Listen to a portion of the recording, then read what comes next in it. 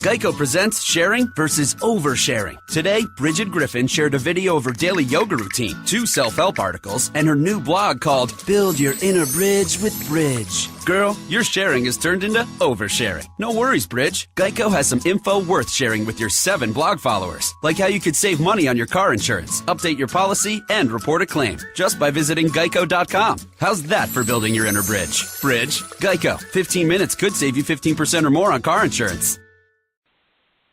Blog Talk Radio. Good afternoon, and thank you for joining us for this episode of A Crazy Dream. Today we are speaking with Ms. Farrah Lynch, Mrs. Lynch. We are discussing her passion, her art, her creativity, and what she is creating out of her interests. So today, what we're going to be talking about is not only entrepreneurship, but also how you can combine your passion and create work out of your love. So let's see if we have Farrah on the line. Farrah, are you with us? Let's see. Farrah, are you on the line? I'm still figuring out how to use this system. So, get it together. Farrah, can you hear me now?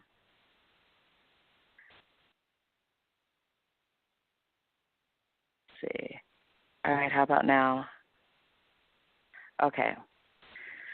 So we're going to try to call her again.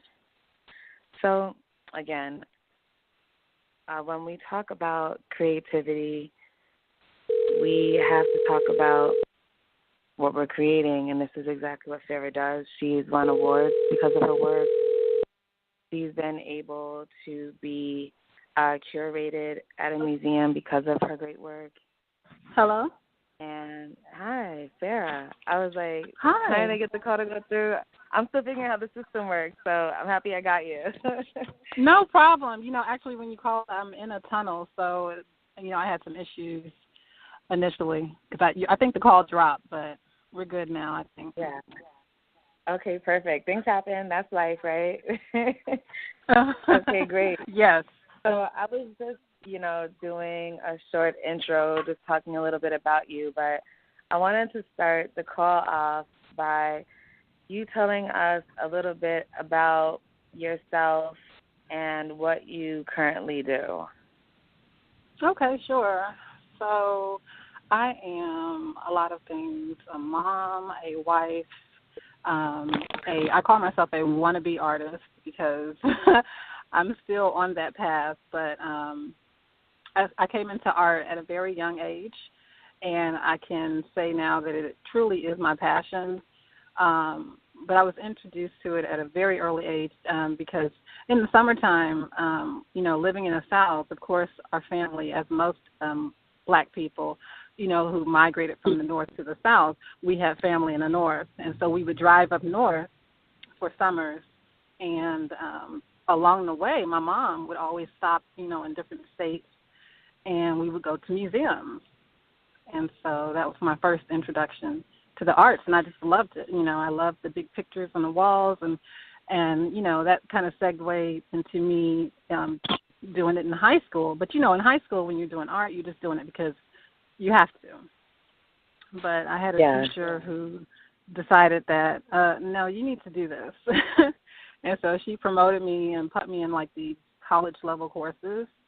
And that's where I really got, cut my teeth and got introduced to all types of media. And then from there, it's just been, a constant dance with trying to discover what I love about art and what, my true gifts and talents were with regard to art. So in addition to that, like I said, I'm a mother. I have 2 boys, a teenager and a 12-year-old, and I've been married for 17 years. So I have a lot going on. Yeah. So how do you find balance? How do you find that art helps you balance your life? I find that it helps it in a great way because, for one, I have the awesome support of my husband, who allows me that time, even if it's, if I go to my studio and, I plan to only work 2 hours, but, of course, for artists, that can change into a 12-hour day, He gives me that time. And what that does when I'm there is it allows me to regroup. It's kind of meditative in a way. And so, while I'm out there doing that and he's taking care of our boys, it prepares me more to come back and just be ready for my part and my role in our relationship and in the household. So art is definitely something that balances me. And having that time and the support of my husband is what makes that possible. That's amazing. So you have the relationship, you have the support, and you're able to pursue your passion. That's a great dynamic, in your partners to be your partner. Yes, definitely. Great. He's been amazing. He's been along with me throughout this whole journey. We met at a very young age, and so he kind of witnessed from the beginning, my little spark that I had as a teenager, and, he truly believes in it, and so he is willing to give me that time uninhibited, so I really appreciate that. And he, as partners, we balance each other, male, female, so it's just natural that it works out that way, Yeah, definitely. So you've actually created a business through your love of art. I would love for you to speak about, the business that you've created. Okay, sure. Well, I decided that enough was enough of me just kind of keeping my passion to myself. And it was actually, at the request of a lot of people who like my work. And so I took the plunge and launched my studio, which I call a Rebel Eye Art Studio. And, initially in 2013, it was just something that, kind of modeled after any other art studio where I would sell prints, canvases, create art, and then, post it up and allow people to buy. I created an online shop for people to visit and buy from. So that's what it was initially. But, over time, I'm deciding that, I'm trying to rebrand the studio to be a little bit more than what artists, the path that artists take traditionally. So right now the studio I'm rebranding it to be a studio that is more so a center of support for different other ideas and ventures that I have. So, I'm listening. Oh, okay. So, for me, that means that I'm interested in creating more products now versus just canvases and prints, because what I have noticed is that the traditional path is pretty much the same across the board for a lot of artists. And to me, it just doesn't seem to be progressive enough, and it seems to be stagnant. A lot of artists are selling prints and canvases. So it was in my best interest, I thought, to kind of break that mold. And so I'm moving into products. I'm moving into creating like cartoons, just a plethora of things, to really That's great. show my skills. So that's great. That's what so it is. You're yeah. branching out. Yeah. I have ideas for different shops that serve different industries. For instance, art is something that is part-time what I do, but I'm also in accounting. And so I see a need there. I can see where art can be applied there. And I see other areas that I would love to apply art. And I think that's what a lot of artists should consider, is that you don't have to limit yourself to creating prints and canvases. Art is everywhere, from the graphics we see to everything. And so, it's important to step outside of the box, in my opinion. And so that's what I'm trying to do now with my studio. I love that. So at your studio, what kinds of programs or what kinds of offerings do you have there?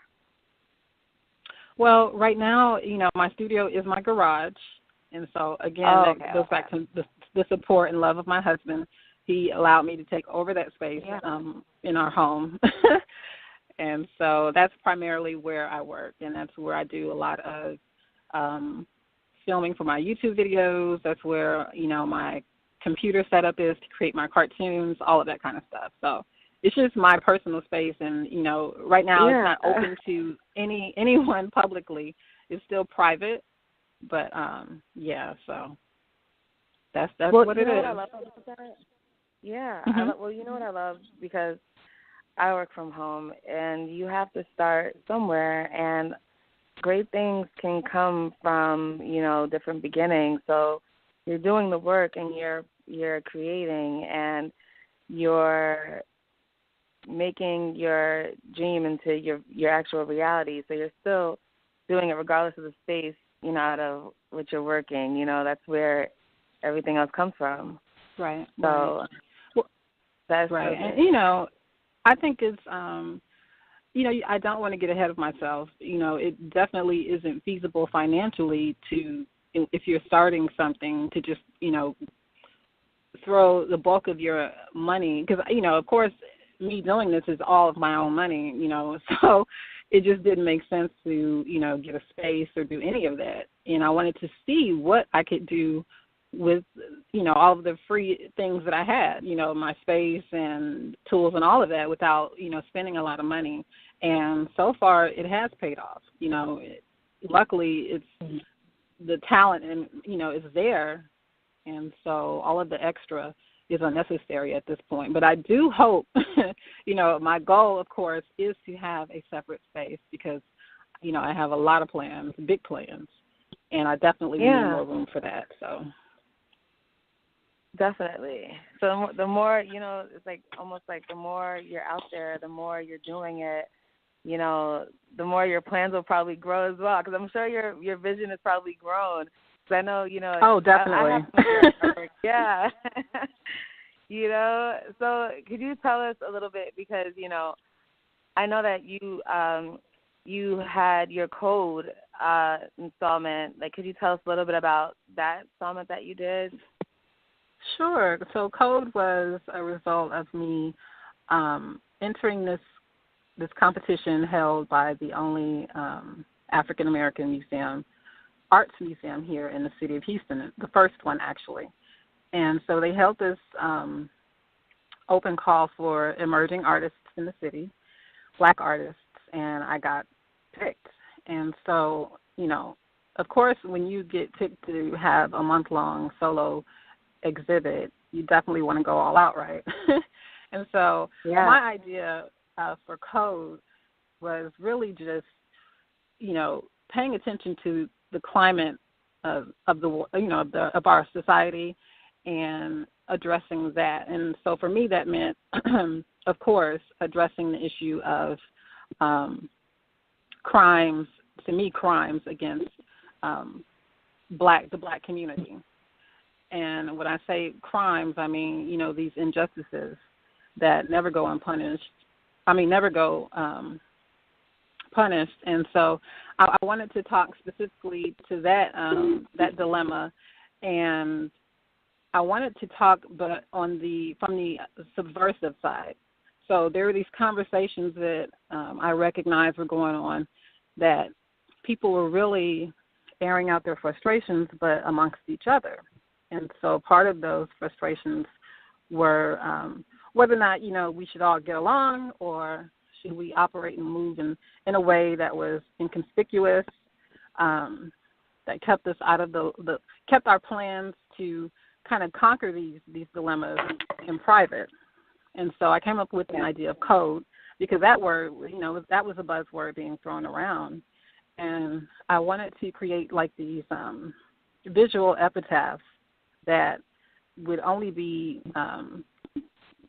circulated in the Black community as codes, to kind of inform us on what moves we should make whenever these things occurred, like, teens being shot for no reason at all, or just total disrespect in society.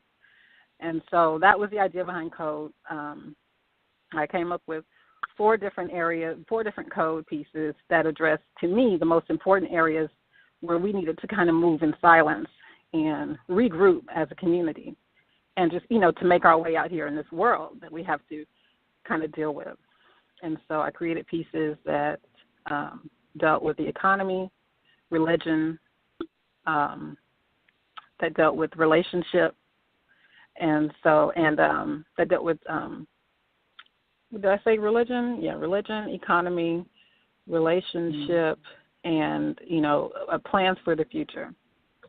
And so, each code piece had, its title, and in a way, to me, I pieced together the works with vinyl fabric to kind of show. And what happened was it ended up being that the pieces looked dilapidated, but to me that was purposeful because right now, in this process, it is a dilapidated process of trying to get everybody together on one. I mean, if you don't know, we're all kind of discombobulated. Some of us think this and some of us think that. We're not really on one accord. And so, piecing together the vinyl by sewing to create these pieces was on purpose, kind of to represent that, and hoping that overall, when you stand back from the piece, you would understand, the aligning message, the code. And so that went on at the museum for a month. I also created cartoons to kind of go along with it. So they were like, you could view the cartoons via a QR code if you went to the exhibit. And so, of course, you could use your phone to scan it. And through that cartoon, it translated the physical code into cartoon and with some messaging. And so that was a great exhibit. I enjoyed it. I enjoyed creating it. I enjoyed the response from the museum, from anyone who got a chance to see it. It was just, it was one of those wonderful things that you wish as an artist you could have, you could get in your lifetime. And I got it. And so that's what code is.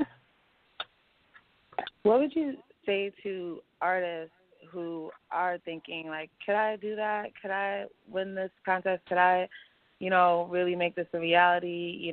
What kind of advice might you have for that person? Well, I think it's very important to definitely be active. You don't want to be idle and, keep wishing and hoping. I got a lot of opportunities because I searched for them, for open calls and exhibits, group shows, anything that I could enter into that was free. One thing I did stay away from was entering into exhibits where I had to pay, because to me that just didn't make sense. So, constantly be on the search, and don't be afraid to enter your work. Be free in your work. Don't model your work after someone else, the look of it, none of it. Because, a lot of artists and upcoming artists are virtually copycats, in my opinion. And you don't really see a lot of difference, especially with the onset of social media. And this is not to, begrudge any person who loves art, but you definitely have to find your own lane, and you definitely can't look at social media as, the place to be or where to go to get inspiration. Just do what comes natural, seek opportunities, and go for it. And, something will happen. Something will click. Yeah. Definitely do that. Definitely. I love that. So I read that, you also do street art annually. Mm-hmm. So could you tell us about the street art and what you are doing with that? Sure. So there's this organization here in the city called the Center for Hearing and Speech, and in 2006 they decided to, create this or kind of model this street art fair that goes on around the world here in the city. And it's called Via Calori. And the whole purpose is to benefit, the progression of treatment for deaf youth. And so what happens is they rally all of these big companies in the city to sponsor squares for artists to work in.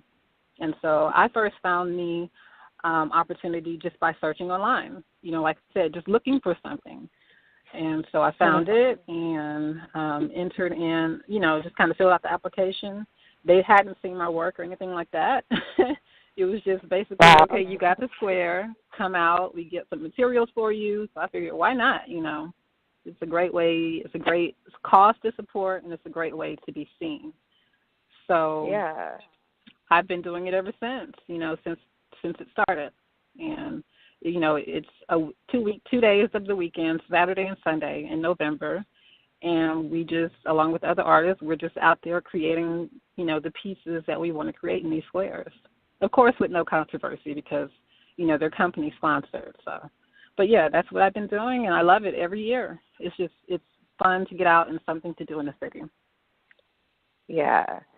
So when you say no controversy, because, so many things are controversial, is there like a list that they give you, like, don't talk about this? Well, they don't give you a list, but it's kind of like just common knowledge, like, you're out there for the children, so you don't want to be out there promoting, anything that wouldn't be okay with a company, So it is, that bureaucracy, that goes on there, but, for the most part, you're pretty much free to do what you want. So as long as you're not, of course, doing sex or anything like that and drugs and crime, all that kind of stuff, and you're pretty good. Yeah, that's so funny. Oh my gosh, that is great. So, could you tell? I know, like pictures some people put up there, but could you tell us or tell everyone where they can find you and your work? Sure. So you can find me on Instagram, everything at @ARebelIArt, one word. And my website is arebeliart.com. I'm currently in the phase of redoing that whole thing because, like I said, everything has changed from rebranding, and so I have to, flip that up too. But Twitter, Instagram, all of that, Facebook, @ARebelIArt, one word. Okay, great. And Farrah, just so we know, there's a question that I just want to ask everybody. Okay. So, what is a crazy dream of yours that you would like to make a reality? God, I have so many, Tamika. One of my crazy dreams would be to, just have this mega art company where, I am creating art for homes, like a one-stop shop, like a Walmart for art. So I'm doing all kinds of things. That's honestly what I think about all the time, something that I would love to do, serve homes, serve individuals, businesses, all of that. And so that's currently my plan, and that's what I'm trying to pursue, to be the Walmart for art. I love it. Well, I'm definitely excited to see what you create. We are going Thank you. Post. Oh, definitely. I have some of your artwork on my wall right now. I left it there. You know what? You can. You know what? And when you say that, that comes along with this whole growth thing that I'm talking about. Oh my God! When I look back at that and think about those pieces, I just wish that I hadn't. I totally would love to send you some new things, some better quality pieces. Okay. Oh, I mean, you're always welcome to. I could definitely bring them to something that I'm just going to, period, because I love your work. So everyone, please check out, definitely. Please check out @ARebelIArt.com. There'll be new pics up, when she redoes the site, but her work is amazing. And you should definitely get prints, canvases. Yeah, definitely. Thank you so much for being on the show. And thank you for interviewing me, really. Thank you for allowing me this time to talk about myself and what I'm doing. And I really appreciate that because you did not have to. So I thank you. And it's kind of, the fact that you and I even connected is crazy. It's kind of like, back in the day when you had pen pals. I don't know if you remember that way back when. That's what, and you just kind of, talk to strangers before social media. It was this cool thing, and the fact that we linked up, it was amazing. It has been amazing. because you don't have to do this. You're complete strangers, but I really appreciate it. Like, this is awesome. Oh, yeah.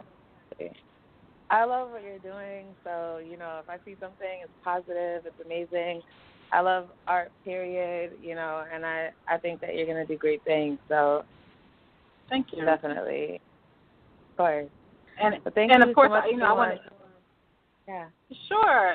I wanted to give you a shout out for what you're doing too. I love your product. So, From Mother's Garden is the bomb. So I just want to put that in there too. Oh, thank you so much. You Sure. have to get some more cocoa butter. You know what? I'm going to go on the website today, okay? Oh, you have to actually. You know what? I redid the website, so definitely tell me what you think. It's like so amazing. I think it's amazing. Okay, yeah. sure. Okay. All right, great. So thank you so much, everyone, for listening. This has been another great episode of A Crazy Dream.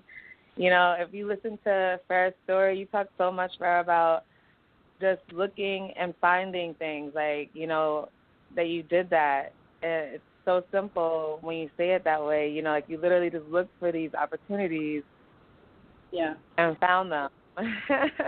Yeah. And yeah, it's just amazing. So thank you so much for sharing. And we're going to be posting up all your information, and we'll definitely have you on again. Oh, thank you. I hope that everyone listening has a blessed day and, keep striving and keep going for your dreams. That's great. Take care.